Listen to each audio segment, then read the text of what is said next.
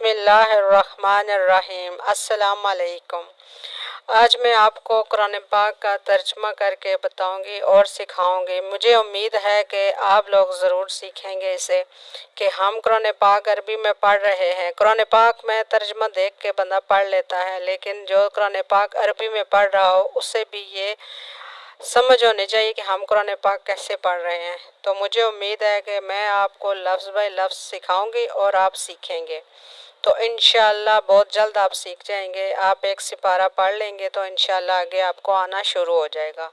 تو جس نے قرآن پاک سیکھنا ہے، اسے سمجھنا ہے، تو پلیز میرے چینل کو لائک اور سبسکرائب کر دیں۔ جزاک اللہ۔ تو چلیے سٹارٹ کرتے ہیں۔ بسم اللہ الرحمن الرحیم۔ اللہ تعالیٰ کے بابرکت نام سے شروع، جو بڑا مہربان نہایت رحم کرنے والا ہے۔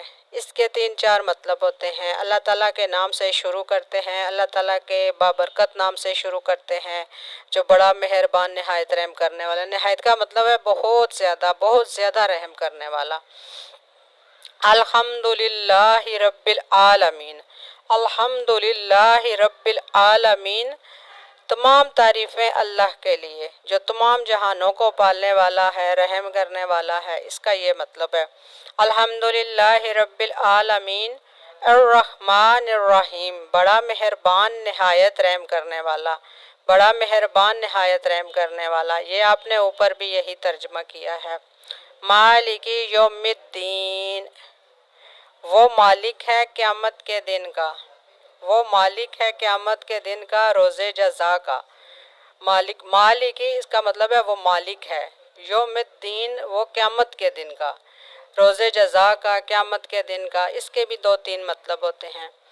ایاک نعبد، ایاک نعبد، ہم تیری عبادت کرتے ہیں، و ایاک نستعین، اور تجھی سے مدد مانگتے ہیں۔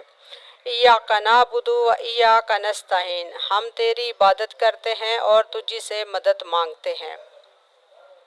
آج کا سبق میں یہیں تک آپ کو سکھاؤں گی، انشاءاللہ آپ سیکھ لیں گے۔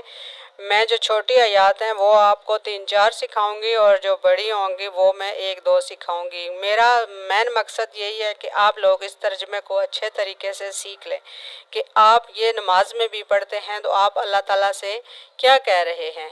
ٹھیک ہے، جب آپ الحمد سے لے کے یہاں تک پڑھتے ہیں یوم الدین، تو یہ اللہ کا ہوتا ہے۔ جب آپ یہاں سے شروع کرتے ہیں ایاک نعبد و ایاک نستعین، تو یہ آدھا ہو جاتا ہے، یہ اللہ کی تعریف ہو جاتی ہے، اور یہ اللہ سے ہم مدد مانگ رہے ہوتے ہیں، اللہ تعالیٰ سے ہم عہد لے رہے ہوتے ہیں کہ ہم تیری عبادت کرتے ہیں اور تجھی سے مدد مانگتے ہیں۔